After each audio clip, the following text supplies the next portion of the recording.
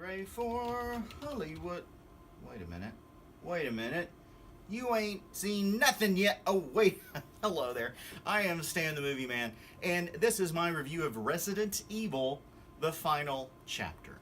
It stars Milla Jovovich, Ali Larter, Sean Roberts, Ruby Rose, Ian Glenn, and more.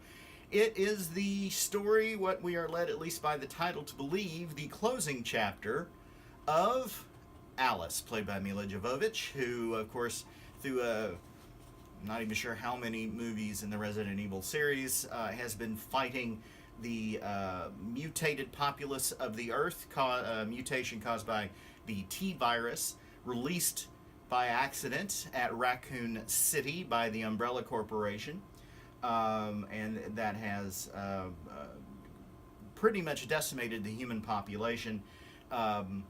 Alice wakes up after the events of the previous film in Washington, D.C., which has been devastated, and she is almost immediately attacked by various mutants.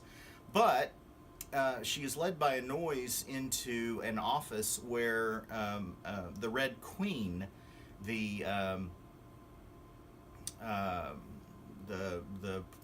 personification of the computer program down in the Hive in Raccoon City, tells her that there are less than 5,000 human beings left on the planet, and within 48 hours, all of their enclaves will have been overrun by the zombies, although they're never referred to as that, the mutants, I suppose.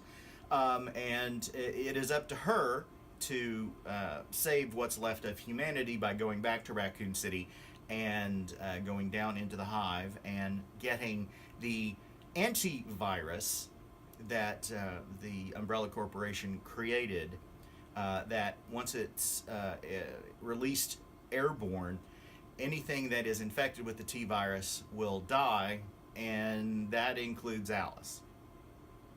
But she doesn't know why the Red Queen is helping her, and the Red Queen says she'll explain when she gets to Raccoon City and down to the Hive. And the movie is about how she runs into a few old friends on her journey and takes on the Umbrella Corporation one last time. This is a very loud, very dumb, very hard to watch film. Hard to watch in that a lot of it takes place in dark settings. I saw the 2D version, so knowing how 3D movies tend to be dark anyway, I can't imagine watching this movie in 3D and it being, being anything that you could actually follow what's going on. And it's hard enough in 2D because all the action scenes with her fighting monsters or other people, they tend to take place in dark settings. And the way they're shot, with the camera seemingly mounted on a paint shaker, and the numerous edits that are done, and the camera being practically between the two combatants, it's almost impossible to figure out what is going on until whoever wins the fight comes out on top. The story attempts to wrap up all the loose ends from all of the Resident Evil movies. I can't really say one way or the other that they are successful at that. But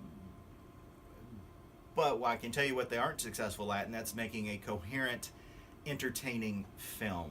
It's just, one fight scene to the next, and one, mustache twirling villain to the next, and it all just kind of turns into a blur after a while. And we are threatened with more Resident Evil movies. So all in all, it is a failure on numerous levels. I couldn't tell you that.